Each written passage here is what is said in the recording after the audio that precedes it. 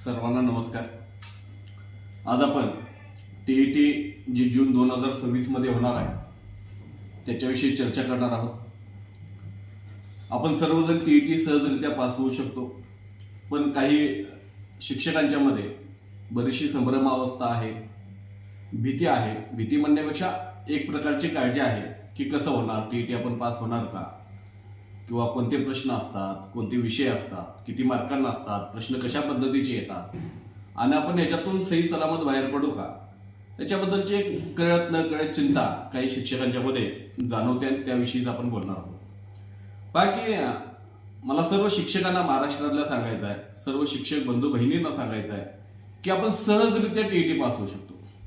कोणतीही चिंता त्याच्यामध्ये करण्याची आवश्यकता नाही आहे, कारण आपण सर्वांनी हे सगळे जे काही घटक आहेत जे टीईटीला विचारलं जातं ते खूप बेसिक लेवलचं असतं। आपण सर्व ते कधी ना कधी अभ्यासलेलं आहे।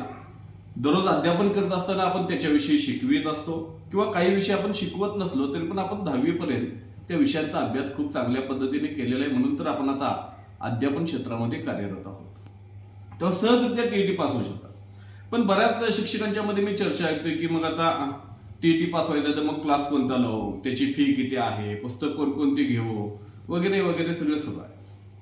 माझं वैयक्तिक मत असं आहे की याच्यासाठी कोणताही पेड क्लास वगैरे लावण्याची आवश्यकता नाही आहे, कारण बरेचसे शिक्षक आपल्यातले अशा आहेत त्यांनी सहज जर हे विषय बघितले, प्रश्नपत्रिका काही बघितल्या, तर सहजरित्या ते आज उद्या जरी पेपरला बसवलं तरी पास होऊ शकतात। इतपत क्षमता सगळ्यांच्या मध्ये असलेली मला जाणवते।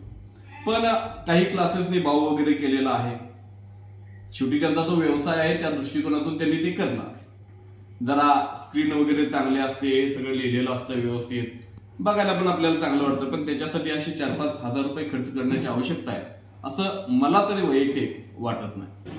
बघा, हे जर का विषय तुम्ही सहजरित्या बघितलात तरी तुमच्या लक्षात येऊ शकतं की पहिल्यांदा आपण काय करूया की टीईटी मधला पेपर 1 जो आहे त्याच्याविषयी थोडीशी चर्चा करूया। प्रश्न कोणत्या विषयाचे किती येतात, किती मार्काला असतात आणि त्याच्यासाठी काय करावं लागेल, आणि त्याच्यानंतर आपण पेपर 2चा विचार करूया।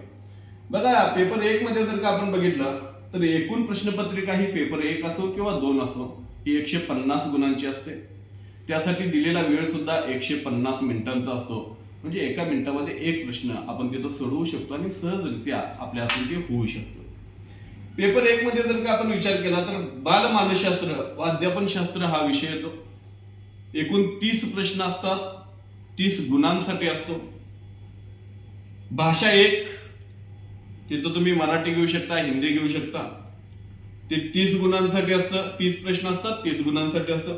भाषा 2 जी भाषा 1 आहे ती सोडून दुसरी भाषा आपल्याला तिथं विकल्प निवडायचा असतो, ते आपण तिथं निवडू शकता। मग हिंदी घेतील, इंग्रजी घ्याल तुम्ही, 30 प्रश्न असतात, 30 गुण असतात। गणित 30 प्रश्न असतात, 30 गुण असतात। परिसर अभ्यास 30 प्रश्न, 30 गुण असतात। बघा, बालमानसशास्त्र आणि अध्यापनशास्त्र आपण डीएड ला, बीएड ला याच्याविषयी अभ्यास केलेला होता, पण साहजिकच आहे की आता काही जणांना नोकरीला लागून 15 वर्षे झालेले असणार आहेत, 20 वर्षे, 25 वर्षे। तर साहजिकच आहे थेरॉटिकल जो काय अभ्यास आपण केलेला होता ते आता थोडंसं विस्मरणात गेलेलं असू शकतं। पण सहजरित्या आपण जर का अलीकडची डीएडची बीएडची पुस्तकं काढून बघितली, अलीकडची पण सहजरित्या बघितली, एक नजर टाकली तर आपल्याला त्यातले कन्सेप्ट, कारण आपण ते पूर्वी अभ्यासलेलं आहे, तर सहजरित्या आपल्याला ते लक्षात येऊ शकतं। दुसरं म्हणजे बालकांचं मानसशास्त्र आणि अध्यापनशास्त्र। आता जे शिक्षक कार्यरत आहेत ते तर दररोजच अध्यापन करते, त्यामुळे त्या क्षेत्रामध्येच ते आहेत। बालमानसशास्त्र दररोज बालकांच्या वरतीच आपण काम करतोय, त्यामुळे मुलांची नेमकी मानसिकता कशा पद्धतीची आहे याचा एक अंदाज चांगला आपल्याला अनुभवातून सुद्धा आलेला असतो, त्याचा पण फायदा आपल्याला इथं होऊ शकतो। हा विषय काही कन्सेप्ट ज्या महत्वाच्या आहेत त्या तेवढ्या बघितल्या तर तुम्हाला मी खात्री देतो 100% याच्यामध्ये चांगले गुण येतात। 25 मार्क, 25 गुण याच्यामध्ये सहजरित्या पडू शकतात, काही कठीण नाही याच्यामध्ये। काही कन्सेप्ट आहेत फक्त ते आपल्याला समजून घेतल्या पाहिजेत, काही विचारवंत आहेत ते नीट समजून घेतले पाहिजेत। तेवढं जरी केलं आणि दररोजचा अनुभव जर का आपण तिथं वापरला तर सहजरित्या आपल्याला तिथं 30 पैकी 25 गुण भेटू शकतो। दुसरा आहे भाषा 1। आता काही शिक्षकांच्या मध्ये असं चालू आहे की भाषा 1 मग माध्यम आपण हिंदी निवडायचं काय, म्हणजे पहिली भाषा हिंदी येते आणि मग दुसरी भाषा आपण मराठी घेऊया, किंवा काही जणांच्या मध्ये असंही आहे की आपण मराठी माध्यमातून शिकलेलो आहोत, तर मग हिंदी माध्यम कसं काय निवडायचं? तर गप आपण मराठी भाषाच काय करूया, पहिले घेऊया आणि दुसऱ्याला मग इंग्रजी जी काय ते आपण घेऊया. बरीचशी मतमतांतर याच्याविषयी आहेत. तुमच्या मनामध्ये पण अशी कोणती शंका असली की माध्यम कोणतं निवडावं, आम्ही मराठी माध्यमातून शिकलोय मात्र हिंदी आम्ही निवडावं का, की आहे ते मराठीच ठेवावं, याविषयी बऱ्याच जणांनी व्हिडिओ केलेला आहे. तरी पण तुमच्या मनामध्ये काय शंका असली तर तुम्ही कमेंट बॉक्समध्ये तो प्रश्न विचारा, त्याविषयी पण मी तुम्हाला सविस्तर नंतर बोलेन. आता समजा इथं भाषा एक किंवा दोन दोन्हीपैकी एक मराठी आपण घेणारच आहोत. समजा इथे मराठी घेतली पहिल्याला, तर मराठी हा विषय इतका सोपा आहे. आपण सर्वांनी काही अध्यापन आता करत असतील तर दररोज मराठी शिकवतातच, पण समजा काही शिकवत असले, साधारणतः जे हायस्कूलला वगैरे काम करतायत त्यांना काही दररोज काही विषय ठराविक दिलेले असतात, टाइम टेबलमध्ये तेवढे शिकवत असतात. मग असे काही शिक्षक असू शकतात की जे गणित विज्ञान शिकवतात आणि मराठीचा त्यांचा संपर्क तुटलेला आहे पूर्णपणे. मग त्यांच्या दृष्टिकोनातून मराठी ग्रामर जर का आपण व्यवस्थित केलं, काही लेखक वगैरे आहेत त्यांची टोपण नावं वगैरे व्यवस्थित बघितली, त्यांची काही प्रसिद्ध लेखक आहेत त्यांची पुस्तकं बघितली, आणि काही उतार्यावरचे कवितेचे प्रश्न असतात. उतार्यावरचे कवितेचे प्रश्न आपल्याला सहजरित्या होऊ शकतात. फक्त आपल्याला व्याकरणावरती थोडंसं काय झालेलं आहे की थोडीशी धूळ पडलेली असू शकते त्याच्यावरती. आपल्याला येतं ते, आपण 10वी पर्यंत सर्वांनी अभ्यासले, पण धूळ पडलेली असू शकते, ती थोडीशी झटकला तर मराठी व्याकरण पण खूप सोपं आहे. त्यात पण सगळे घटक करण्यात बसण्याची आवश्यकता नाहीये. जर का प्रिव्हियस इयरचे क्वेश्चन पेपर बघितले तर कोणत्या घटकांच्या वरती टीईटी मध्ये मराठी ग्रामरला प्रश्न विचारतात ते बघितलं आणि तेवढ्यावरतीच आपण फोकस केलं तरी सुद्धा ते पुरेसं होऊ शकतं आणि इथेही चांगले मार्क आपल्याला इथं पडतात. मराठीमध्ये सहजरित्या 28, 29, 30 मार्क विद्यार्थ्यांना पडू शकतात. तरी पण मी म्हणतो की एखाद्याला थोडंसं ग्रामर कठीण गेलं किंवा काही कन्फ्युजन राहिलं, कन्फ्युजन मध्ये काही प्रश्न चुकले, तरी पण सहजरित्या 25 गुण तर आपल्याला तिथे भेटू शकतात. दुसरा हिंदी विषय तुम्ही घेऊ शकताय, किंवा समजा इथं तुम्ही पहिला हिंदी घेतला होता मग मराठी घेतलाय, किंवा पहिला मराठी घेतला होता त्यामुळे इथं तुम्हाला हिंदी आला नाही आणि इंग्रजी तुम्हाला घ्यावा लागला. काही जणांना इंग्रजी अवघड होऊ शकतं. बऱ्याच जणांची अशी मानसिकता असते की नाही आम्हाला ती इंग्रजी जमणार नाही. असं जरी असलं, कितीही अवघड गेलं, समजा मी म्हणतोय तर मराठीच घेतला आणि इथं तुम्ही इंग्रजीच घेतला, हिंदी घेतला तर साहजिकच आहे तुम्हाला 20-22 मार्क तिथं पडू शकतात. पण इंग्रजी घेतला आणि त्याच्यामध्ये तुम्हाला कमी मार्क आले तर कमीत कमी 15 तरी मार्क तुम्ही इथं सहजरित्या घेऊ शकताय, त्यात कुठेही अडचण येत नाही. याचं पण ग्रामर 8वी लेवलच आहे, त्यावर सहजरित्या तुम्हाला तिथं पडू शकतं. गणित जे आहे ते बेसिक गणित आहे, खूप काही डीप मध्ये जाण्याची आवश्यकता त्याच्यामध्ये नाहीये. सहजरित्या गणित मध्ये तुमचं जरी गणित थोडंसं वीक असलं तरी पण सहजरित्या तुम्हाला तिथं 20 मार्कांच्या पर्यंत मार्क हे पडू शकतात. परिसर अभ्यास ह्याच्यामध्ये इतिहास नागरिकशास्त्राचा थोडा भाग येतो, थोडा सामान्य विज्ञानाचा भाग येतो. हा पण खूप सोपा विषय आहे. तुम्ही इयत्ता 8वी पर्यंतची जरी पुस्तकं व्यवस्थित वाचली असली ह्या विषयांची तरी सुद्धा इथं सहजरित्या आपल्याला कमीत कमी 20 मार्क पडायला कुठेही अडचण येत नाही, कमीत कमी म्हणते.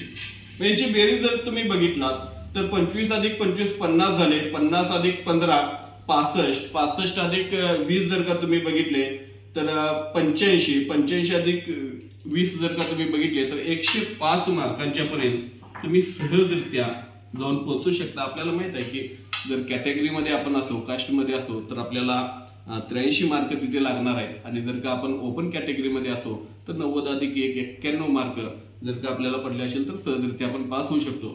असं सहजरित्या जर का तुम्ही भेटला तर तुम्हाला 100च्या पुढे मार्क जायला कुठेही अडचण येत नाही. त्यानंतर आपण आता पेपर 2च्या बाबतीमध्ये, त्यापूर्वी पेपर 1 मध्ये किंवा पेपर 2 मध्ये असेल त्याविषयी समानच आहे. बालमानसशास्त्र, अध्यापनशास्त्र समान आहे. भाषा पण आपण त्याच्यामध्ये समान घेणार आहोत.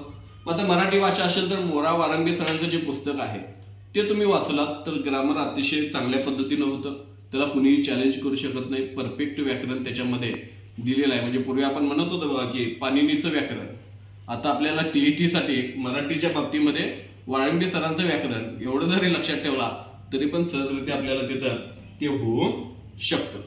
त्यानंतर आपण पेपर 2चा थोडासा विचार करणार आहोत.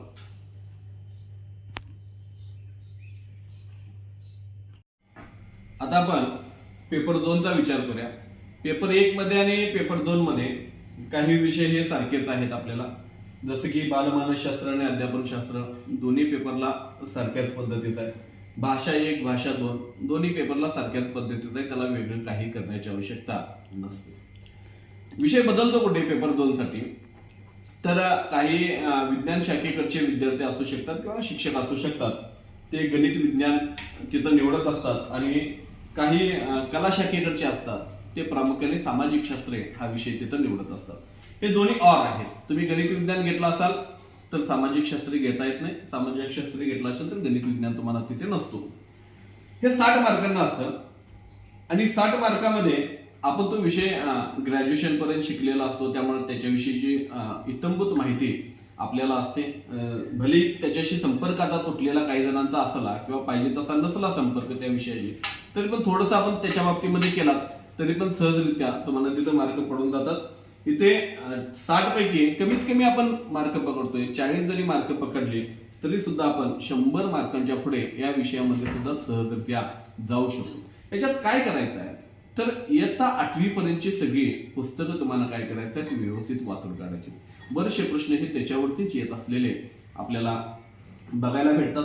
जसं की सामाजिक शास्त्र विषयाच्या बाबतीमध्ये तुम्ही बघितला तर इयत्ता 8वी पर्यंतचा इतिहास, नागरिकशास्त्र, भूगोल हा तुम्ही चांगल्या पद्धतीने जर का अभ्यासला तर सहजरित्या तुम्हाला तिथं मार्क पडतात. राज्यशास्त्र हा विषय 8वी पर्यंत नाही येतो, 9वी 10वीला येतो, तरी पण राज्यशास्त्र 9वी 10वीचं थोडंसं बघून घेतला तर त्यावरती पण काही प्रश्न तुम्हाला त्याच्यामध्ये पाहायला भेटू शकतात.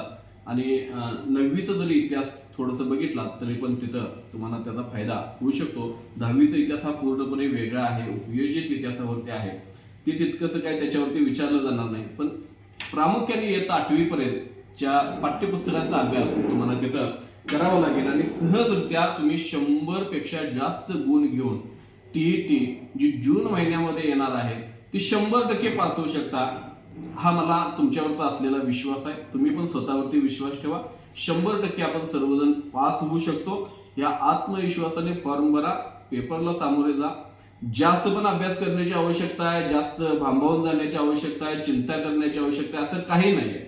दिवसातनं 1-2 तास जरी तुम्ही वेळ दिला तरी पण खूप चांगले मार्क घेऊन 100 पेक्षा जास्त मार्क घेऊन सहजरित्या तुम्ही पास होऊ शकता. सगळ्यात महत्वाचं कोणतेही क्लास लावण्याची आवश्यकता नाही. भले मोठी पुस्तकं, खरं म्हणजे पुस्तकं वाचण्याची मानसिकता आपली आहे का आता, ही पुस्तकं विकत घेण्यापूर्वी विचार करा. कारण आपण काय होतं की एक भावनेच्या भरापोटी हे पुस्तक चांगलं आहे, ते पुस्तक चांगलं आहे, या विषयाचं हे पुस्तक, त्या विषयाचं ते पुस्तक, सगळी पुस्तकं आणून ठेवताना एकदा पण वाचायची आपल्याकडनं होत नाही. कारण वाचनाची थोडीशी सवय आपली कमी झालेली असू शकते. काहींची असेल वाचन, काही जण करत असतील आता, पण बरेच जण आपण बघतो की वाचनाची सवय ही आपली कमी झालेली आहे. बरेच जण वर्तमानपत्र सुद्धा वाचत नाहीत. दररोज बातम्या जरी पाहिजे असेल तर त्या डिजिटल म्हणजे मोबाईलवरतीच आपण बघत असतो, वाचत असतो. त्यामुळे मोबाईलवरती जरी तुम्ही अभ्यास केलात, काही व्हिडिओज येतात, काही PDF येतात, त्यांचा जरी तुम्ही अभ्यास केलात व्यवस्थितरित्या, दररोज 1-2 तास दिलात. आता खरं पण आपण मोबाईल बघतच असतो. आपला स्क्रीन टाइम हा सरासरी 2-3 तासाचा प्रत्येकाचा हा असतो. 2-3 तास आपण दुसरं काहीतरी बघतोय, त्याच्याऐवजी फक्त काय करूया, टीईटीचं बघूया. टीईटीचे बरेचसे व्हिडिओ येतात. पेड सोडले तर बरेचसे मोफत व्हिडिओ पण येतात. बरेचसे जर त्याच्या संदर्भातले व्हिडिओ घेत असतात, अभ्यासक्रम घेत असतात, ते जरी बघितलं तर सहजरित्या आपण त्याच्यामध्ये पास होऊ शकतो असं मला वाटतंय. त्या दृष्टिकोनातून प्रत्येकाने विचार करावा आणि तुम्ही टीईटी 100% पास होऊ शकता हा आत्मविश्वास ठेवून तुम्ही फॉर्म भरा. जून महिन्यामध्ये तुम्ही सर्वजण टीईटी पास व्हाल ही मला अपेक्षा वाटते, ती गॅरंटी वाटते. इतकंच तुम्हाला मी सांगू शकतो. हा व्हिडिओ कसा वाटला त्याबद्दल कमेंटमध्ये तुम्ही नक्की मला कळवू शकता. त्यासोबतच लाईक करा, तुमच्या मित्रांना वगैरे हा शेअर करा आणि पहिल्यांदा माझ्या चॅनेलवरती आला असाल तर सबस्क्राईब करा. सबस्क्राईब करणं, लाईक करणं, शेअर करणं हे पूर्णपणे मोफत आहे. त्याला कोणतेही चार्जेस तुम्हाला द्यावे लागत नाही. त्यामुळं सबस्क्राईब करा, लाईक करा, शेअर करा आणि तुमच्या मित्रांच्यापर्यंत जास्तीत जास्त व्हिडिओ पाठवा आणि व्हिडिओ कसा वाटला ते नक्की कमेंट करून सांगा. धन्यवाद.